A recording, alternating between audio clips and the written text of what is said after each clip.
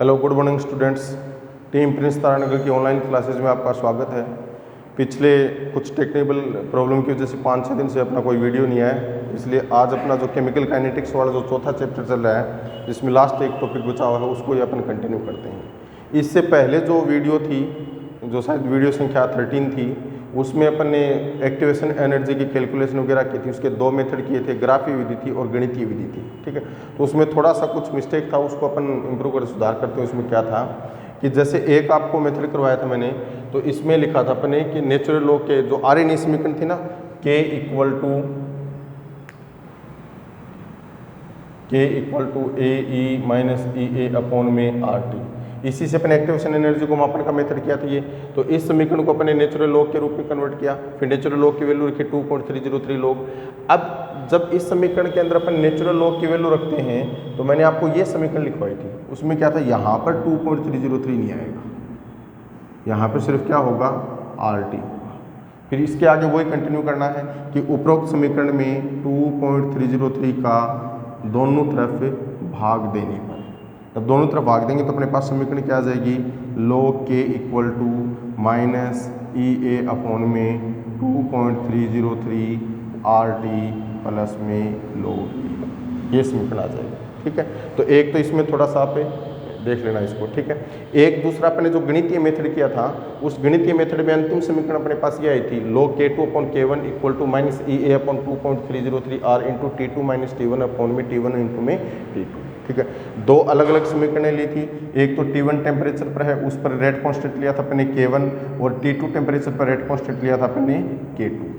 तो समीकरण 2 माइनस 1 किया था, समीकरण 2 में से 1 को घटाया था, तो log K2 माइनस K1 अपन ने किया था। log K2 माइनस K1 को अपन log K2 अपन K1 के रूप में लिख सकते हैं। और जब इंटरचेंज करेंगे, जो चिन्ह इसके चिन्ह चेंज होंगे, तब यहाँ पर माइनस ना आकर क्या होगा, प्लस होगा। उसको अपने को लिखने की आवश्यकता नहीं है। और अपने समीकरण में यहाँ पर क्या लगा दिया था, नेगेटिव माइनस लगा दिया था। तो एक आप इसमें आप सुधार करना, और इस पर आधारित कुछ न्यूमेरिकल क्वेश्चन थे, वो मैंने आपको करवाए थे। नेक्स्ट आज आगे अपन स्टार्ट करते हैं, जो इस लेसन का अंतिम टॉपिक है। वो अंतिम टॉपिक क्या होगा अपना,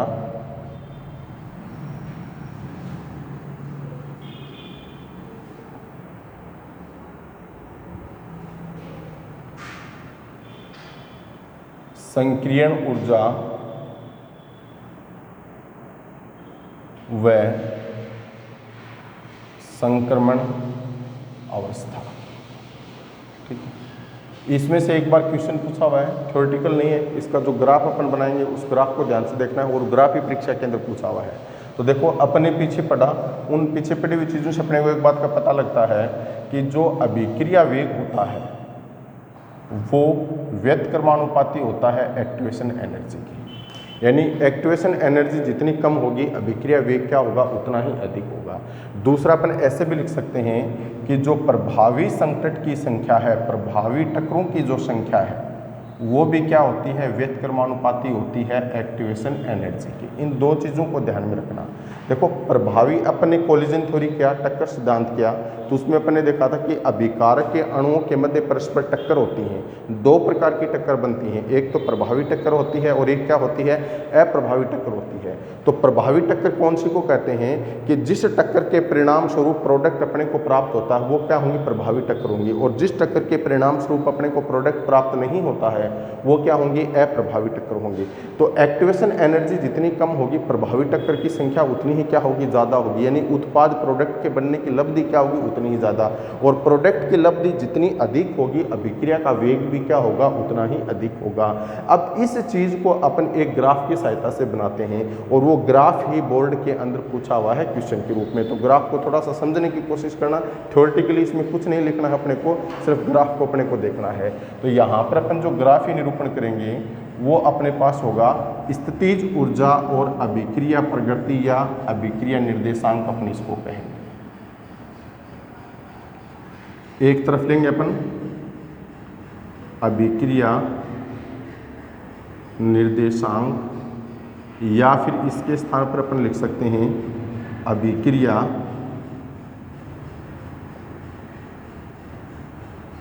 प्रगति मार्ग।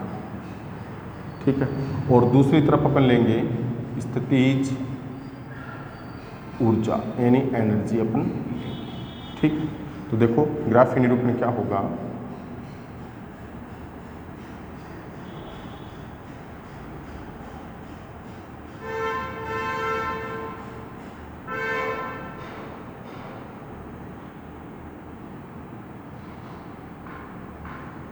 ऊर्जा में अंतर डेल एच, ठीक है। ये इसकी क्या है, संक्रमण अवस्था।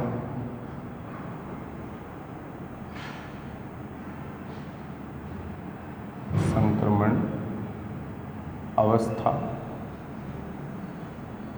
ये इसकी क्या है, एक्टिवेशन एनर्जी, और ये क्या है, थ्रेशहोल्ड एनर्जी यानी दहलीज ऊर्जा, ठीक है।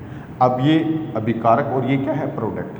तो एक सामान्य अभिक्रिया अपन लेते हैं, क्या है, ए बी प्लस में सी, आगे बनता है ए बी सी, ये एक जनरल रिएक्शन है, ठीक है। तो इसमें अभिकारक कौन है, ए बी प्लस सी, उत्पाद क्या बनता है, ए प्लस में बी सी, ठीक है। अब ये अभिकारक किसमें कन्वर्ट हो रहे हैं, उत्पाद में कन्वर्ट हो रहे हैं, लेकिन पहले एक ये उच्चतम ऊर्जा की अस्थायी अवस्था को प्राप्त करते हैं। अभिकारक जब प्रोडक्ट में कन्वर्ट होंगे तो वो प्रोडक्ट में कन्वर्ट होने से पहले उच्चतम ऊर्जा की अस्थायी अवस्था को प्राप्त करेंगे, और उस उच्चतम ऊर्जा की अस्थायी अवस्था को अपन क्या कहते हैं, संक्रमण अवस्था कहते हैं। क्या कहते हैं, संक्रमण अवस्था। तो संक्रमण अवस्था में स्थिति क्या होगी, ये वाली स्थिति होगी, बी और ये क्या है, सी। ये जो अपने को प्राप्त होगा वो कौन सी अवस्था में प्राप्त होगा, संक्रमण अवस्था में प्राप्त होगा। तो फिर इस अभिक्रिया को अपन इस प्रकार से लिख सकते हैं कि A B plus C, A B C, आगे क्या प्राप्त होगा, ए प्लस में बी सी, ठीक है। ये तो क्या है अपने पास अभिकारक, ये अवस्था कौन सी है, संक्रमण अवस्था, और ये क्या है अपने पास है, उत्पाद यानी प्रोडक्ट, ठीक है।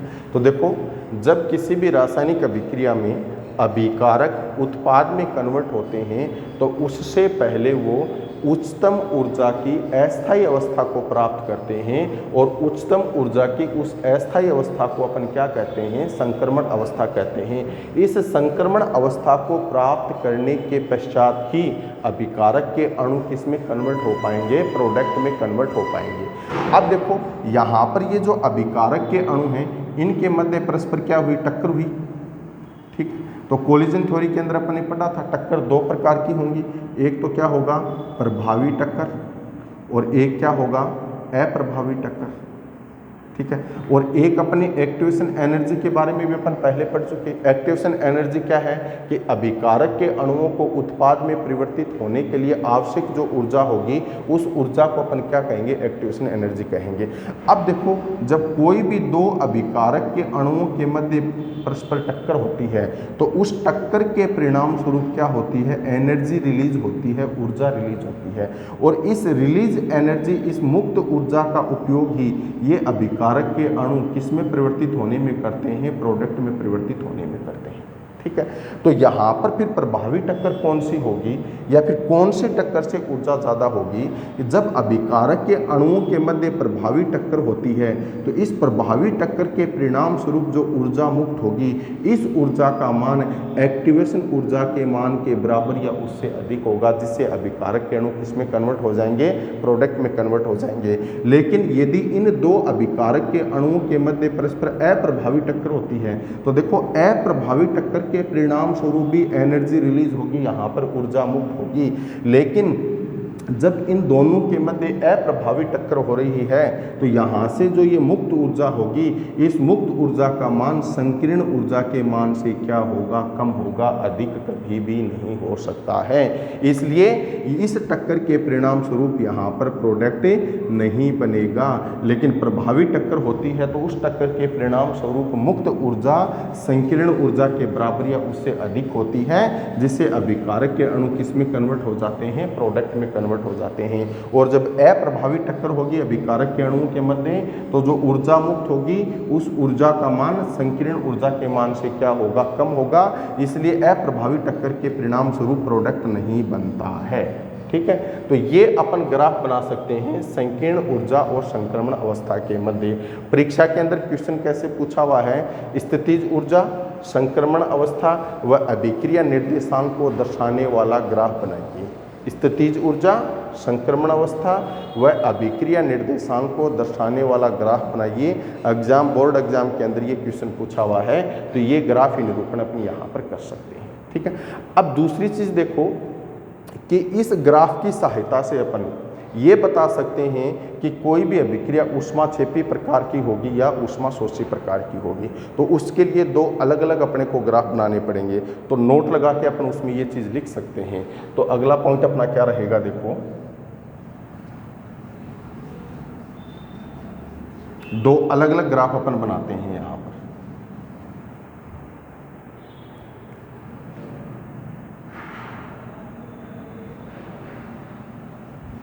देखो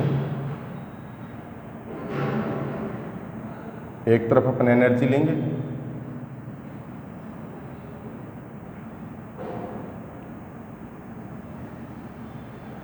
और एक तरफ क्या है, अभिक्रिया प्रगति मार्ग या अभिक्रिया निर्देशांक। यहाँ पर तो क्या है, ऊर्जा, और यहाँ पर क्या है, अभिक्रिया निर्देशांक या फिर अभिक्रिया प्रगति मारक अपन इसको कह सकते हैं। तो एक सामान्य अभिक्रिया अपन लेते हैं।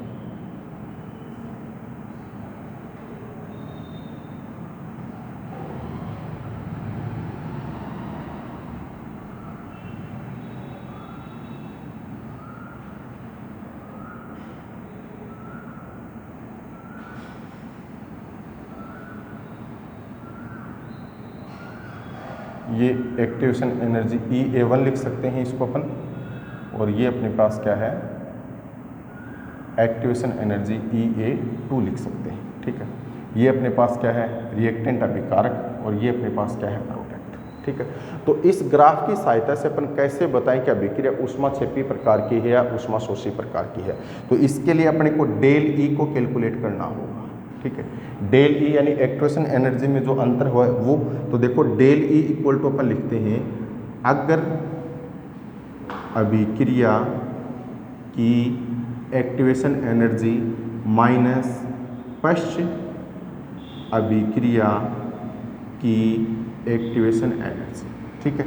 तो यहाँ पर देखो डेल E इक्वल टू, अगर अभिक्रिया की एक्टिवेशन एनर्जी को अपन किससे डिनोट कर रहे हैं, EA1, माइनस पश्च अभिक्रिया की एक्टिवेशन एनर्जी को किससे डिनोट कर रहे हैं अपन, EA2। अब चूंकि इस ग्राफ को अगर अपन ध्यान से देखें तो अपने को पता लग रहा है कि EA2 का मान किससे अधिक है, EA1 के मान से अधिक है।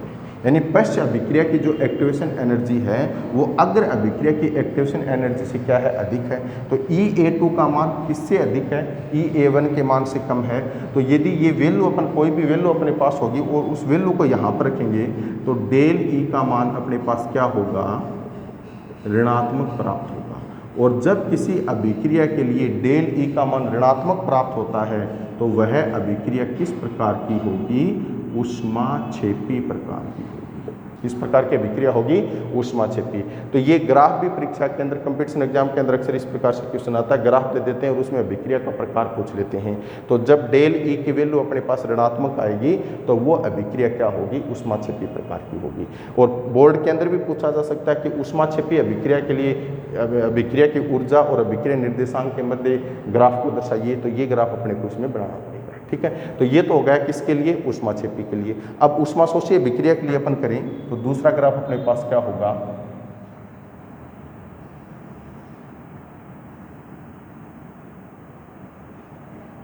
यहां पर अपने क्या ली, ऊर्जा, यहां पर अपने पास क्या है, अभिक्रिया निर्देशांक या अभिक्रिया प्रगति मारक अपन इसको लिख सकते हैं।